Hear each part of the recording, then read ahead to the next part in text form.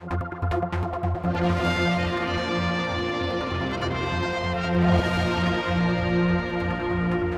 I'm joined here in the studio by Chris Robertshaw, no man who's not unfamiliar with coming in here to respond to things that are going on. And you've seen the Lawrie Hooper Minister for Health and Social Care interview, and I think you're on the phone to me quite quickly about this. Yes. And you were almost incandescent, weren't you, with rage, almost.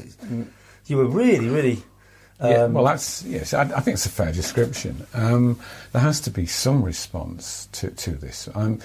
Let's go back to square one for a second. This Dr Ranson case is a matter of very high public interest. Let's be clear. It's a shaken government to its absolute core. But it also addresses the matter of integrity, governmental integrity, AG's integrity, Manx Care's integrity, DHSC's integrity, in fact the integrity of the government as a whole. And that was a very, very strange interview. Well, he says you can't say anything. Don't forget, we've technically got the same rules of engagement here because of sub judice, which covers such a large thing. And I thought my point about it's not in front of a jury, it's just in front of the Deemsters. And that's I'm getting really fed up of this constant use of, it's sub judice, I can't say anything. I mean, the gagging order. For example, if one was concerned about a case going for the High Court to do with, say, for example, theft or some serious crime, it would be possible for one to say this case is going before the High Court and is about so-and-so. That in no way challenges sub judice. The case, the detail of the case is a matter for the court.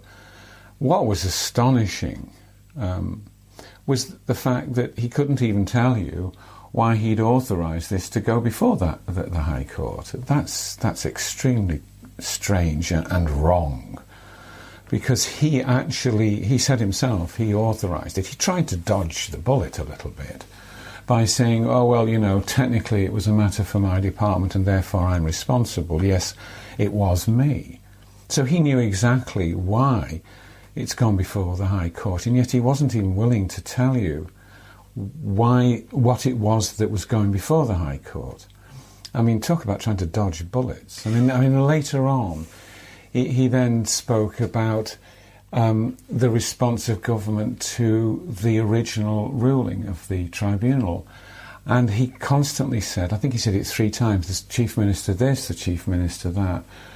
Does the Minister of Health and Social Care not exist? It's like the man that never was, really. Talk about a man dodging bullets. Well, let's first of all, he gave evidence himself at this original tribunal, so he's in the frame to some degree. And you, on one of the interviews here, questioned his future place in government at that time. I question Did you not? it now, yes, and I do again. I mean, I'm at a complete loss. Look, let's go back to square one. The tribunal, for those who aren't as familiar with this as you and I and others. And please be careful what you say, just in the sense of sub judice, okay? Well, yes. Yeah, whatever that means, I know. Yeah, right. So, the original tribunal was concerned about an employment issue. The tribunal issued its judgment. This was wholly accepted, caused huge ructions for obvious reasons. But I think it's important to remember that there was no appeal lodged by government. In fact, all the clear indications were that they accepted the ruling and that they were trying to address the consequences of that ruling. And the Chief Minister said that in an interview, not with me, but that he wasn't going to appeal, that was it. Exactly. Yeah. So here we are in the middle of the summer when Tynwald isn't sitting, and the many people are on holiday. The media's quiet, and here we have government, the DHSC presumably, slipping in a form of appeal quietly without any public notice whatsoever, and then having the audacity to say that somehow it may be the media's fault if it's not covered. I mean, that's breathtaking. It's cynical in the extreme to try and slip an appeal in. Okay, so how can it be then that if government declared it wasn't going to appeal, that it now is. So it cannot be, therefore, it cannot be on the detail of the judgments as issued by the tribunal. It cannot be, it can't go to the High Court on the third part of the tribunal, which is effectively the settlement, the remediation, the recovery of Dr Rosalind Ranson's position. In other words, the costs, I suppose you might call it that. That can't go to the High Court. It's impossible. So the only other thing left, effectively, is the supplementary hearing that was announced by the chairman of the tribunal, which concerns itself about disclosures. And if you recall, in the judgment he questioned, that's all he did, he questioned the concoction of data, the late submission and the missing submission, what he considered may be missing submissions. Bearing in mind, if you go right back to square one, government declared quite openly that there would be no suppression of documentation related to COVID, etc. And yet the chairman had cause for concern about the data being submitted, it's concocting information, whatever. So I can only conclude that the High Court cannot possibly take a view on those details because no case has been submitted to it.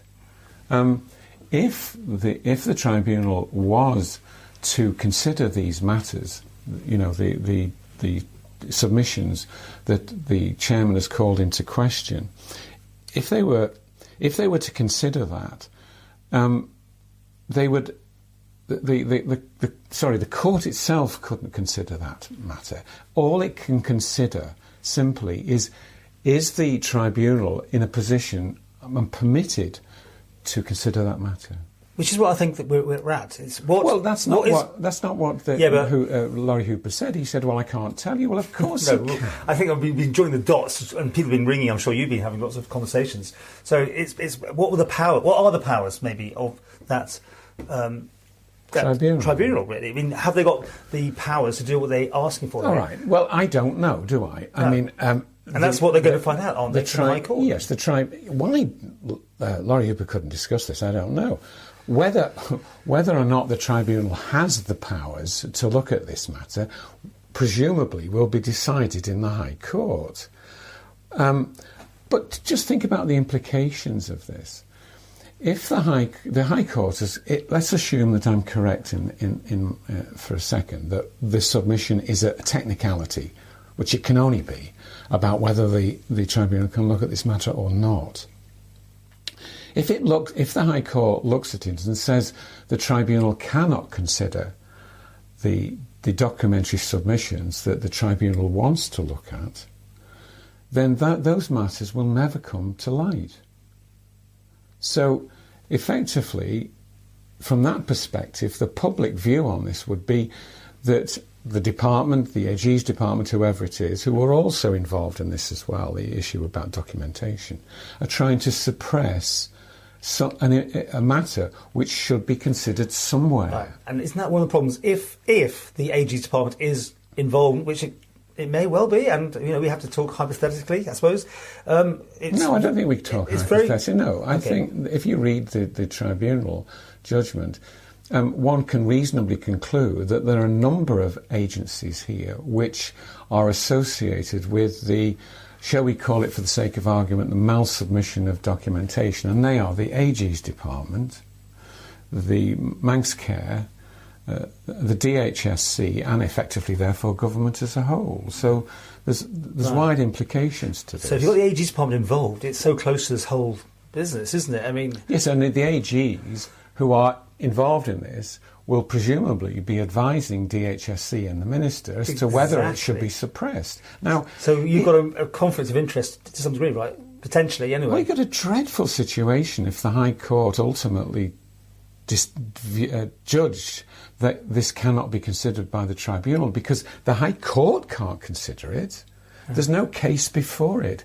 The case as I see it, the case before the High Court is simply, can the tribunal consider these matters or not? And let's be frank, even if the High Court then turns around and says, well, yes, in our view and our judgment and our deliberations, the matter can be considered by the tribunal, then isn't that going to put the government in an even darker and worse position than it's already in?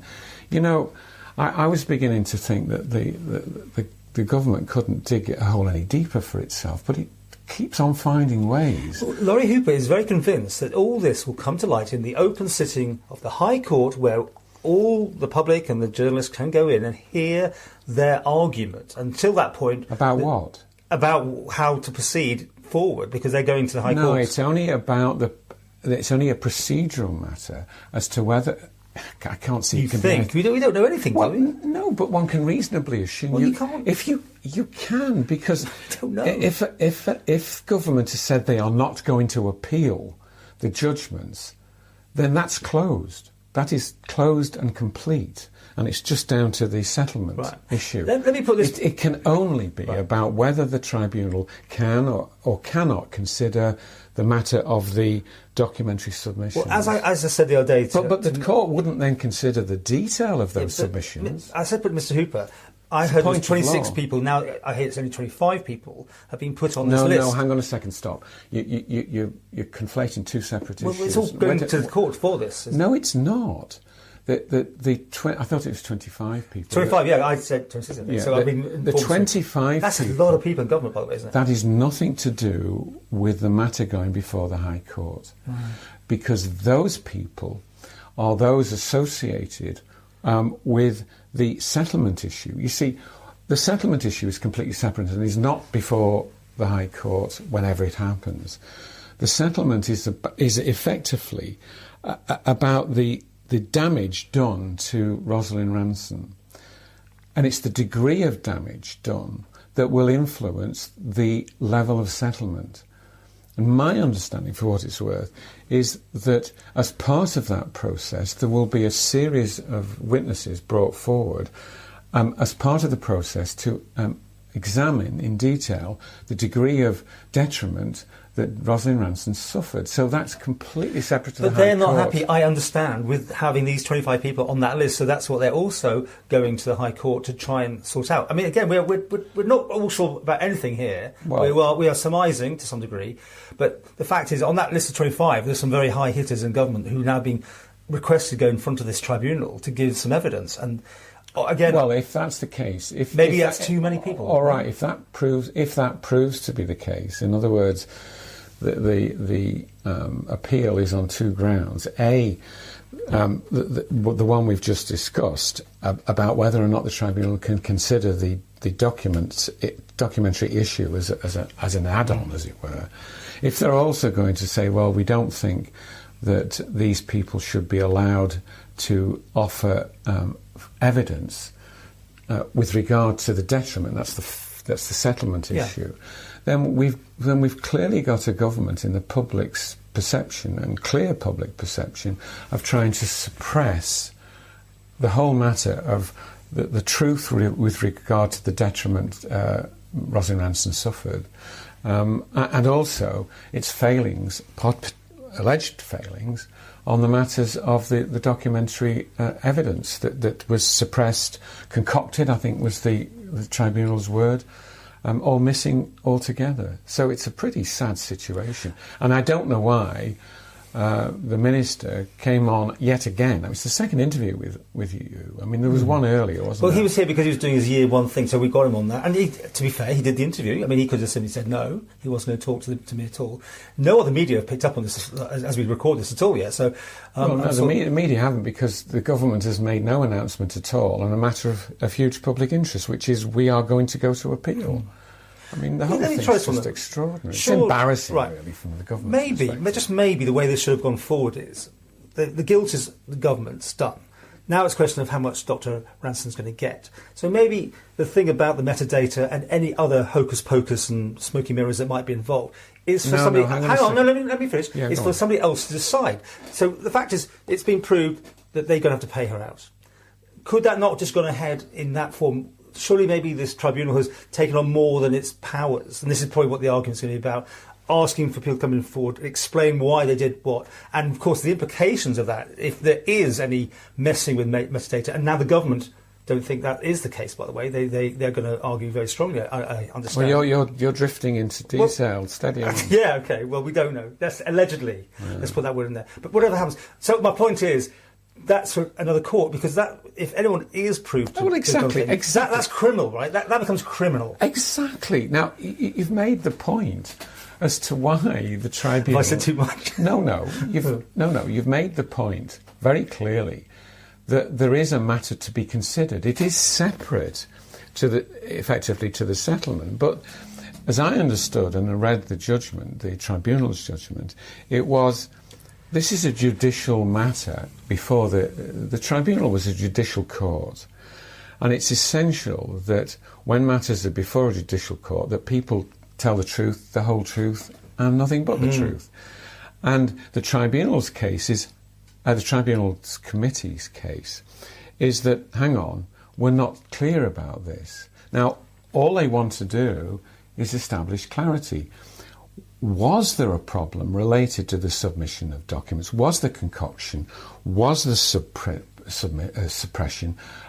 Were items submitted late? Now, if the tribunal found out that the detail of this, one way or another, they could then issue a judgment on what should happen next.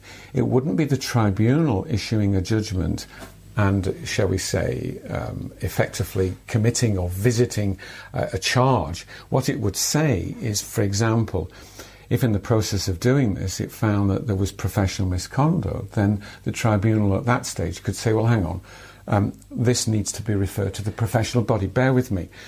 If there was criminal matters, it could be referred by the tribunal to the police. Or finally... And they've suggested that, haven't they? Or finally, it could go, because of some specific reason beyond my knowledge and understanding, it could then be referred by the tribunal to the High Court. But point is, Paul, this. If the tribunal doesn't examine that, how is it ever going to go any further? So this idea on the part of government, if I'm correct, in trying to suppress that examination, they are trying to suppress the truth. And yet at the same time, and in the same breath, saying, well, what we want is openness and transparency, which is just, it's cynical. It's totally disingenuous. If there are proceedings that are criminal, the police can pick up on that, surely. Because... Now, hang on a second. The police can't just arbitrarily go start looking at things. That if the tribunal said, we believe that there's a matter... Which they have said, haven't they? No, they've said, we want to look at this. They haven't said, definitely is. That they've said, there's sufficient doubt in this whole matter for us to want to consider this, because we cannot have contempt in our tribunal. And if there is contempt of the tribunal, the judicial process, then it has to be taken further by others, at that point on the advice of the tribunal. But the tribunal has stated that it's just concerned about this matter, and it wants to look at it further and decide whether it needs to be taken on into other areas of authority. But it can't. If the government shut this down now, how on earth is that ever going to happen?